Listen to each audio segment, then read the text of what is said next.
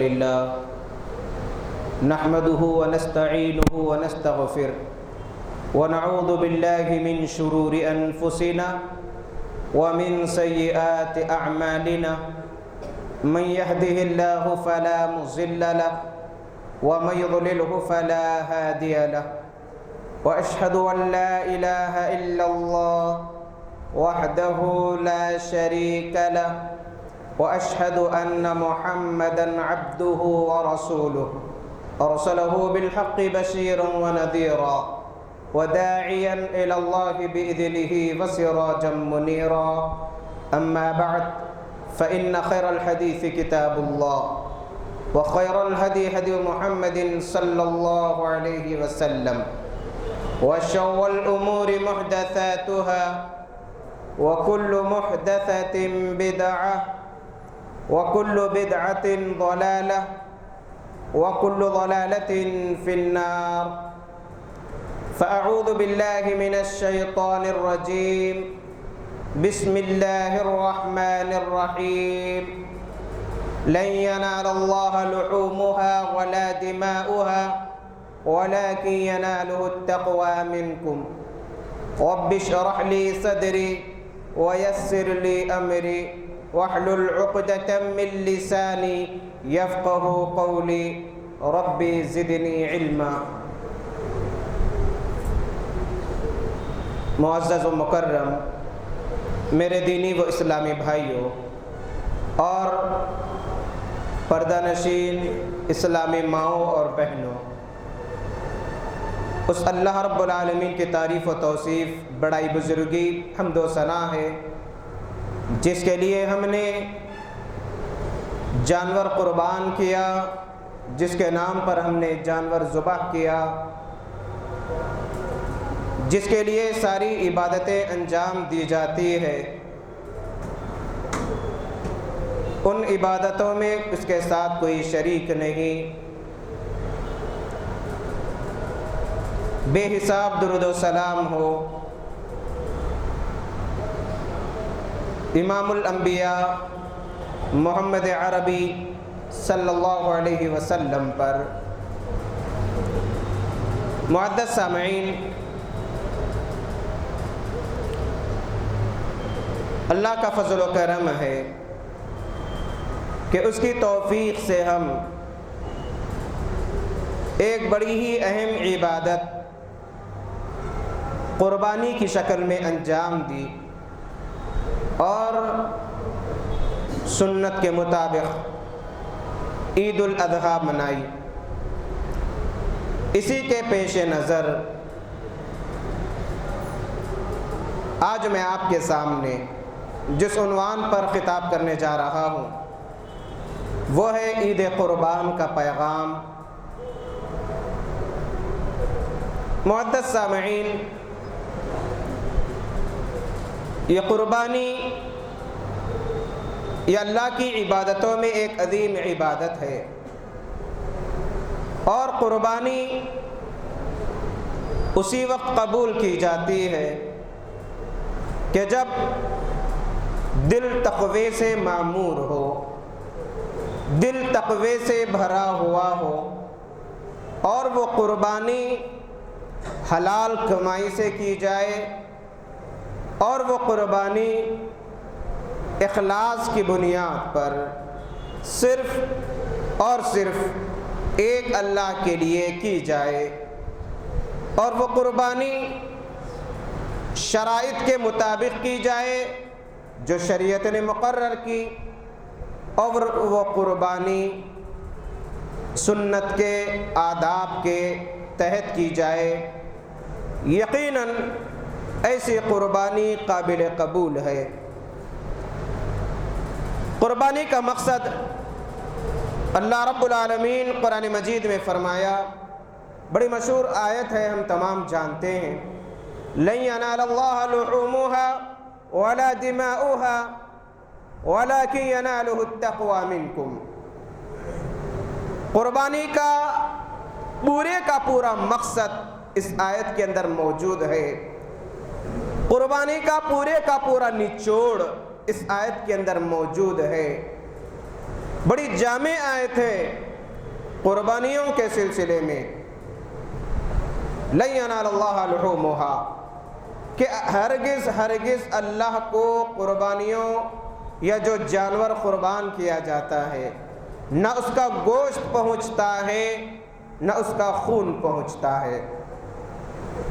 پہنچنے والی جو چیز ہے وَلَٰكِن يَنَالُهُ التَّقْوَىٰ مِنْكُمْ، تمہارا تقوی، تمہارا اخلاص، تمہاری نیت، تمہاری عبادت، تمہارا خلوص، تمہاری فرما برداری، تمہارا رب سے ڈرنا، تمہارا رب سے آہوازاری کرنا، دعائیں کرنا، عبادتوں کے سارے مراسم انجام دینا، یہ ہے تقوی۔ وَلَٰكِن يَنَالُهُ التَّقْوَىٰ مِنْكُمْ، تقوی رب العالمین کو مقصود ہے ان قربانیوں کے ذریعے۔ یقیناً وہ احباب جنہیں رب العالمین نے استطاعت عطا کیا، اللہ کے توفیق سے اپنے اپنے طور پر قربانیاں انجام دیے، آداب کے لحاظ سے، شریعت کے اعتبار سے، یقیناً قابل مبارکباد ہے۔ دعا کیجئے کہ الہی ہماری قربانی کو قبول فرما، کیونکہ قربانی اسی وقت مبارک ہے جب وہ قبول کی جائے۔ اگر قربانی رب کے دربار میں قبول نہ کی جائے تو ایسے قربانی کا کوئی فائدہ نہیں۔ اور وہ قربانیاں جو ریاکاری کی بنیاد پر دی جاتی ہے، ان قربانیوں کی کوئی قدر و قیمت رب العالمین کے پاس نہیں ہوتی۔ وہ قربانی جو دکھاوے کے لیے کی جائے، شہرت طلبی کے لیے کی جائے، اپنی تعریف کے لیے کی جائے، ایسے قربانیوں کی کوئی قدر و قیمت نہیں۔ قربانی قبول ہونا یہ بہت بڑی خوش نصیبی کی بات ہے۔ دنیا میں کئی لوگ اپنے اپنے طور پر قربانیاں دیتے ہیں، لیکن میرے بھائی، قربانی کا جو عظیم مقصد ہے، آج ہمارے پاس وہ مقصد فوت ہو چکا ہے۔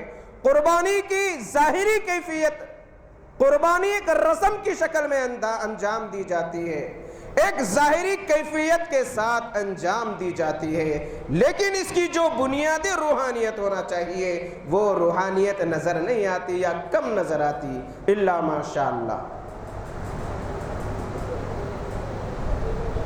شاعر نے کہا، آج بھی ہو جو براہیم سا ایماں پیدا، آگ کر سکتی ہے انداز گلستاں پیدا۔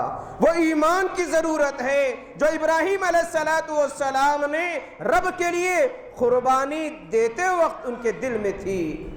وہ فرما برداری کی کیفیت ہونا چاہیے جو ابراہیم علیہ السلام نے رب کے ایک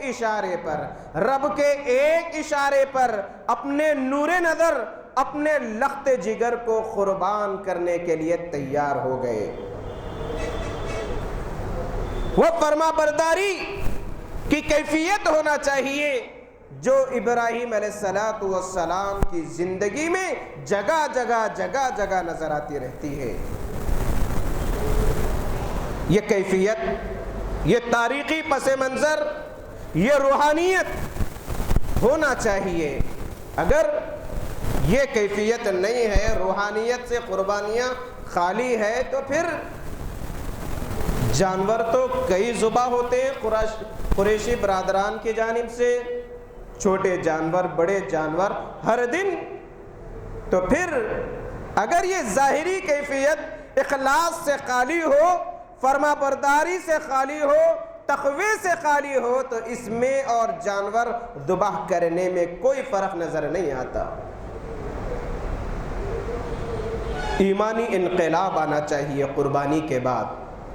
قربانی سے پہلے جو ایمانی کیفیت تھی، قربانی کے بعد وہ ایمان بدل جانا چاہیے، ایمانی انقلاب آنا چاہیے، ایمان میں تر و تازگی آنا چاہیے۔ وہ فرما برداری کا جذبہ آنا چاہیے جو ابراہیم علیہ السلام نے اپنے رب کے سامنے کیا۔ دیکھیے کیا ابراہیم علیہ السلام کی زندگی، تنہا تھے، پوری قوم سے مقابلہ کیے، قوم کو توحید کی تعلیم دیے، قوم کو توحید کا درس دیے، قوم ماننے کے لیے تیار نہیں، باپ کی جانب سے تانے، قوم کی جانب سے گالی گلوچ، سبق سکھانے کے لیے بت گھر میں گئے، بتوں کو توڑ دیا۔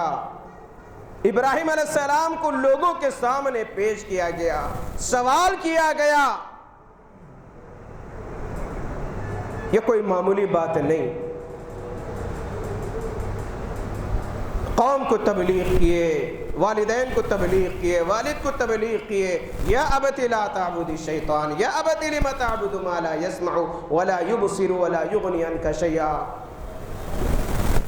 پھر رب کی جانب سے ہجرت کا حکم دیا گیا، ہجرت کرنے پر تیار، بڑی امیدوں کے بعد بیٹا عطا کیا گیا، پھر وہ بیٹا کچھ بڑا ہوا تو اس کو قربان کرنے کا خواب میں تمثیل بتلایا گیا، اس کے لیے بھی تیار۔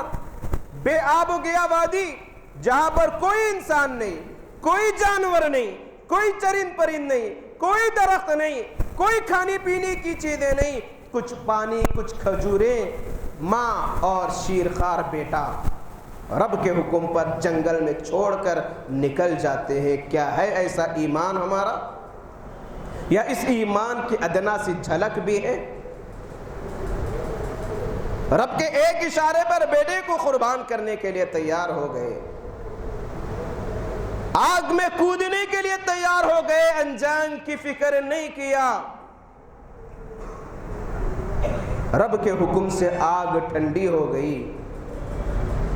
تو میرے بھائی، یہ جو استقامت ہے، یہ جو صبر و ثابت قدمی ہے، یہ جو فرما برداری ہے، یہ جو رب کے لیے اپنی ہر چیز قربان کرنے کا جو جذبہ ہے، یہ جذبے کی ضرورت ہے آج، اور قربانیوں کے ذریعے اسی جذبے کی جانب اشارہ کیا جاتا ہے۔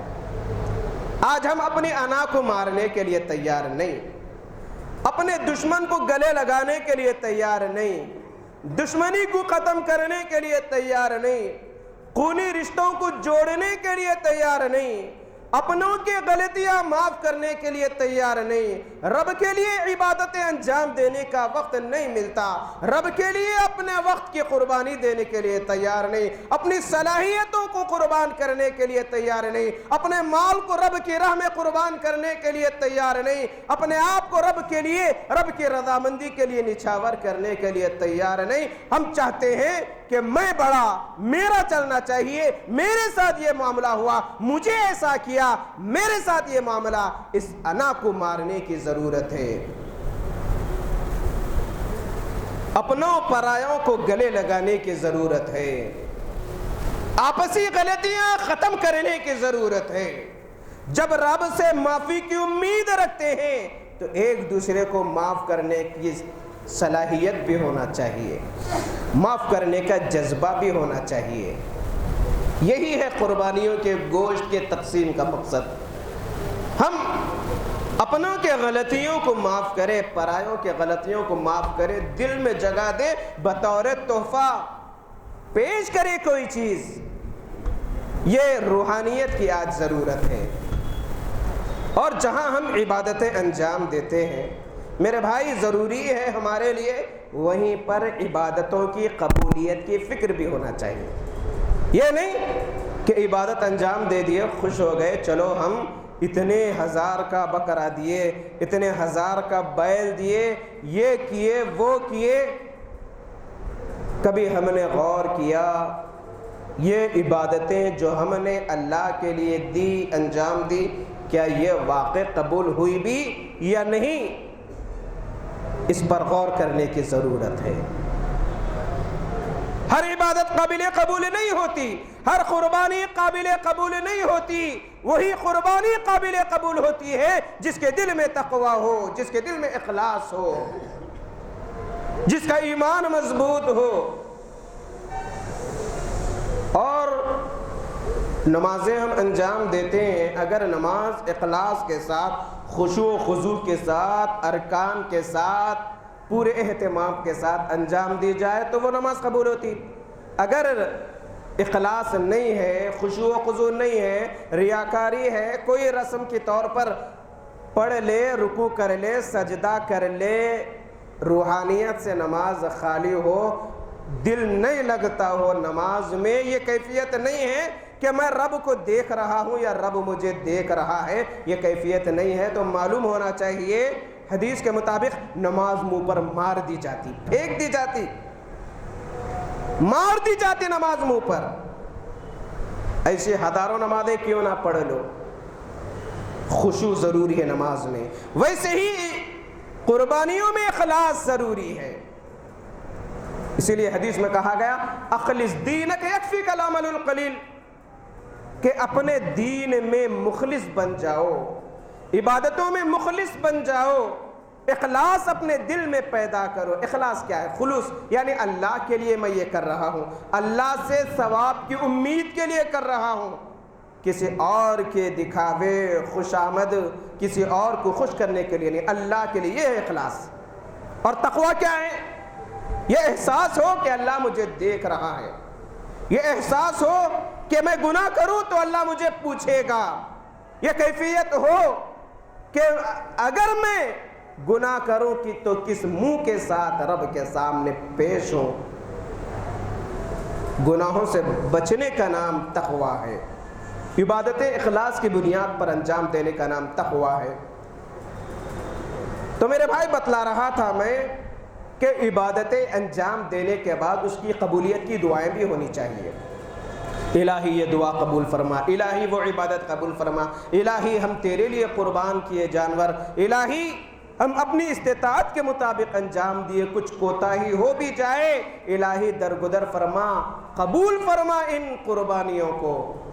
دنیا کی سب سے پہلی قربانی حابیل و قابیل کی قربانی، جس کا ذکر رب نے سورہ مائدہ آیت نمبر 27 میں کیا. وَاتْلُ عَلَيْهِمْ نَبَأَ بَنِي آدَمَ بِالْحَقِّ إِذْ قَرَّبَا قُرْبَانًا فَتُقُبِّلَ مِنْ أَحَدِهِمَا وَلَمْ يُتَقَبَّلْ مِنَ الْآخَرِ قَالَ لَأَقْتُلَنَّكَ قَالَ إِنَّمَا يَتَقَبَّلُ اللَّهُ مِنَ الْمُتَّقِينَ.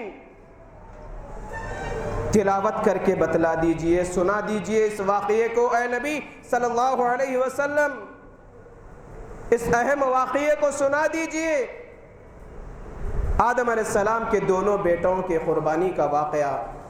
اذ قربا قربانا فتقبل من احدهما، جب دونوں نے قربانیاں پیش کی، فتقبل من احدهما، دونوں میں سے ایک کی قربانی قبول ہوئی، ولم يتقبل من الاخر، دوسرے کی قربانی قبول نہیں کی گئی. ایک کی قبول کی گئی جو حق پر تھا، جو اخلاص کی بنیاد پر دیا، دوسرے کی رد کی گئی جو ناحق تھا. قال لأقتلنك قال انما يتقبل الله من المتقين. یہ آج کے خطبے کا عظیم پیغام سمجھ لیجئے. جب جس کی قربانی قبول نہیں ہوئی اس نے دھمکی دی تو جب قتل کر دوں گا، تو کہا گیا انما يتقبل الله من المتقين، اللہ تعالیٰ متقیوں کی جانب سے قربانیاں قبول فرماتا ہے. یہ قربانی کیوں دی گئی، اس کے پیچھے مقصد کیا تھا، وہ بھی کچھ سنتے چلے. آدم علیہ السلام کے جو دونوں بیٹے تھے، سیرت میں تفاسیر میں جن کا نام آتا حابیل قابیل، اس دور کے رواج کے مطابق نکاح کا جو طریقہ کار تھا نسل انسانی کو بڑھانے کے لیے کہ ایک بھائی کے ساتھ ایک بہن پیدا ہوتی، پھر ایک بھائی کے ساتھ ایک بہن پیدا ہوتی، تو حابیل کے ساتھ ایک بہن پیدا ہوئی، قابیل کے ساتھ ایک بہن پیدا ہوئی. اس دور کے رواج کے مطابق ایک بھائی کے ساتھ جو بہن پیدا ہوئی اس کا نکاح دوسرے بھائی کے ساتھ ہونا چاہیے، اور دوسرے بھائی کی جو بہن ہے اس کا نکاح پہلے والے بھائی کے ساتھ، یعنی حابیل کے ساتھ جو بہن تھی اس کا نکاح قابیل جو دوسرا بیٹا تھا اس کے ساتھ ہونا چاہیے، اور قابیل کے ساتھ جو بہن تھی وہ حابیل کی بہن کے ساتھ اس کا نکاح ہونا چاہیے تھا. لیکن چھوٹا بھائی ناراض ہو گیا، ضد پر اڑ گیا کہ میں اپنے ساتھ جو بہن ہے اسی سے نکاح کروں گا. آدم علیہ السلام لاکھ سمجھائے، سمجھنے کے لیے تیار نہیں. چنانچہ ایک ترکیب یہ بتلائی گئی کہ دونوں قربانیاں پیش کرو اپنے رب کے لیے، جن کی قربانی قبول ہوگی یقیناً ان کے ساتھ جس سے نکاح کرنا چاہ رہے ہو وہ کر دیا جائے گا۔ دونوں نے قربانی دی، حابیل نے ایک دمبے کی قربانی دی، قابیل نے اناج وغیرہ کی قربانی دی۔ اس دور کے رسم اور دستور کے مطابق جب قربانی دی جاتی آسمان سے آگ آتی اور جلا دیتی، یہ قبولیت کی نشانی تھی۔ چنانچہ ایک کی قبول ہو گئی، دوسرے کی قبول نہیں ہوئی، جو ناحق تھا اس کی قبول نہیں ہوئی، غضبناک ہو گیا، اپنے بھائی کو قتل کرنے کے لیے تیار ہو گیا، قتل بھی کر دیا۔ اب لاش چھپانے کا مسئلہ تھا، پریشان یہاں پھرا وہاں پھرا، اللہ نے ایک کوے کو بھیجا، دوسرے کوے کو کھود کر زمین کے نیچے دفن کر رہا تھا۔ پورا تفصیل سے واقعہ موجود ہے سورہ مائدہ میں، اٹھائیے۔ تو یہاں پر بتلانے کا مقصد یہ ہے، قابل غور بات یہ ہے، انما یتقبل اللہ من المتقین، اللہ متقیوں کی قربانی قبول فرماتا ہے۔ اور قربانیوں کے لیے قبولیت کی دعا بھی کرنا چاہیے، جیسے کہ ابراہیم علیہ السلام کو رب نے باپ اور بیٹے کو کعبۃ اللہ کی تعمیر کا حکم دیا، وَإِذْ يَرْفَعُ الْقَوَاعِدَ مِنَ الْبَيْتِ وَإِسْمَاعِيلُ، کہ ابراہیم اور اسماعیل علیہ السلام نے خانہ کعبہ کی بنیادیں اٹھا رہے تھے، دیواریں بنا رہے تھے۔ ربنا تقبل منا انک انت السمیع العلیم، ساتھ میں تعمیر کے ساتھ فرما برداری کے ساتھ یہ بھی کہہ رہے تھے، الہی ہماری اس عبادت کو قبول فرما، تو سننے والا ہے۔ تو یہ قبولیت کی فکر بھی ہونا چاہیے، عبادتوں کے ساتھ قبولیت کی دعا بھی ہونا چاہیے، تب جا کر عبادتیں قابل قبول ہوگی، تب جا کر عبادتوں کا بنیادی مقصد پورا ہوگا۔ میرے بھائی، عید کی خوشیاں ہم تو منا چکے ہیں، ایک دوسرے کو مبارکباد بھی دے چکے ہیں، آپس میں رشتہ دار ایک دوسرے سے مل چکے ہیں۔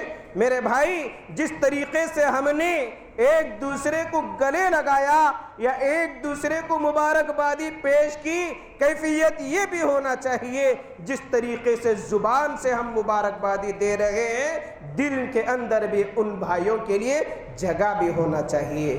اگر سارے عالم کے مسلمان جو عید الاضحیٰ منائے، شاید ہی کوئی ایسا ہو جو نہ مناتا ہو، شاید ہی کوئی ایسا ہو جسے عید کی خوشی نہ ملتی ہو، شاید ہی کوئی ایسا ہو جو عید کی خوشی کے موقع پر ایک دوسرے کو مبارکبادی نہ دیتا ہو، کوئی نہیں۔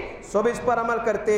اگر سارے عالم کے مسلمان ایک دوسرے کو دل سے قبول کرے، دل سے چاہے، دل میں جگہ دے، نفرتیں ختم کرے، بغض و عناد ختم کرے، دل کی غلاظتوں کو ختم کرے، تو یقیناً مسلمانوں میں اتحاد پیدا ہو سکتا ہے، مسلمان جڑ سکتے ہیں۔ اگر ہر ایک مسلمان چاہا دوسرے کے سلسلے میں تو اتحاد پیدا ہو سکتا ہے۔ نعرے لگانے، زبانی باتیں کرنے، اتحاد کے نعرے لگانے سے اتحاد نہیں آتا۔ ہر ایک اپنی یہ ذمہ داری محسوس کرے کہ میں اپنے بھائی کو معاف کروں گا، اس کے غلطیوں کو، اپنے بھائی کو اپنے دل کے قریب کروں گا، اپنے بھائی کے کندھے سے کندھا ملا کر چلوں گا، اپنے انا کو ختم کروں گا، اپنے مقابلے میں اپنے بھائی کو ترجیح دوں گا۔ یہ ایثار، یہ اخوت، یہ بھائی چارگی قربانیوں کا عظیم پیغام ہے، اور عید الاضحیٰ کا بھی عظیم پیغام ہے۔ اخوت و بھائی چارگی آج ہمارے اندر نظر نہیں آتی۔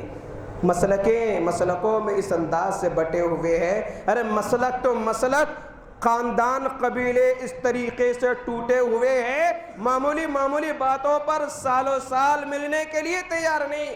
ایک دوسرے کو برداشت کرنے کے لیے تیار نہیں، ایک دوسرے کی صورت دیکھنے کے لیے تیار نہیں۔ کتنے ایسے دنیا کے اندر بد نصیب ہے، کوئی ماں سے ناراض ہے، ماں کا چہرہ دیکھنے کے لیے تیار نہیں، کوئی باپ سے ناراض ہے، باپ سے ملنے کے لیے تیار نہیں، کوئی بھائی سے ناراض ہے، بھائی سے ملاقات کر کے عرصہ ہو گیا، بھائی سے ملنے کے لیے دل آمادہ نہیں ہوتا۔ جب اپنے خونی رشتے، قریبی رشتوں کے ساتھ ہمارا یہ معاملہ ہے تو میرے بھائی اجنبیوں کے ساتھ ہم کیا رویہ رکھ سکتے؟ آج سارے عالم کے مسلمانوں کی جو کیفیت ہے، اگر مسلمان دل سے ایک دوسرے کو قبول کرے، ایک دوسرے کو چاہنے لگے، تو مسلمان ایک عظیم طاقت بن کر ابھریں گے، کیونکہ یہ سارے کے سارے بھائی ہیں، آدم علیہ السلام کی اولاد ہے۔ الغرض وقت مجھے اجازت نہیں دے رہا، پوری باتوں کا خلاصہ یہ ہے کہ قربانی کے عظیم مقصد کو سمجھنے کی ضرورت ہے۔ جہاں ہم نے قربانیاں دی رب کے لیے، قربانیوں کی قبولیت کی فکر بھی ہونا چاہیے۔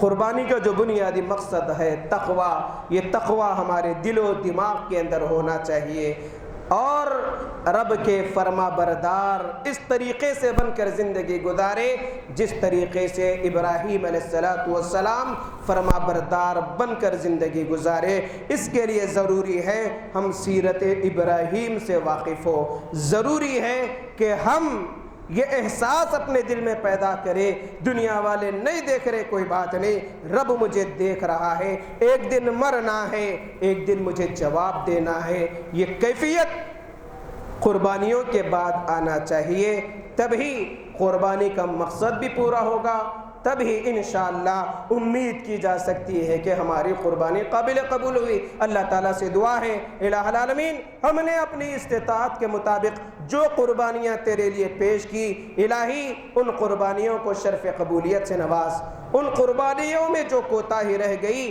الہی درگزر فرما، الہی ہم میں جو بیمار ہیں انہیں صحت عاجلہ شفا کاملہ عطا فرما، الہی قربانی کی روحانی کیفیت اپنے دل میں پیدا کرنے کی توفیق عطا فرما، الہی ایک دوسرے کو درگزر کرنے، ایک دوسرے کو معاف کرنے کا جذبہ پیدا فرما، ایک دوسرے کو قریب کرنے، ایک دوسرے سے الفت و محبت پیدا کرنے کی اللہ تعالی ہم تمام کو توفیق عطا فرما۔ الہی ازدواجی زندگی خوشگوار گزار دے، میاں بیوی کے درمیان اختلافات کو ختم فرما، الہی ایک دوسرے کو برداشت کرنے کی صلاحیت عطا فرما، الہی اپنے اولاد کو ہماری آنکھوں کا ٹھنڈک بنا، الہی اولاد کو فرما بردار بنا، الہی والدین کی خدمت کی توفیق عطا فرما، الہی والدین اگر موجود نہ ہو ہماری عبادتوں کو ان کے لیے صدقہ جاریہ بنا دے، ان کی قبروں کو نور سے بھر دے، انہیں جنت الفردوس میں جگہ عطا فرما۔ الہی جہاں کہیں مسلمانوں پر اسلام کے نام پر ظلم و ستم ڈھائے جا رہے ہیں،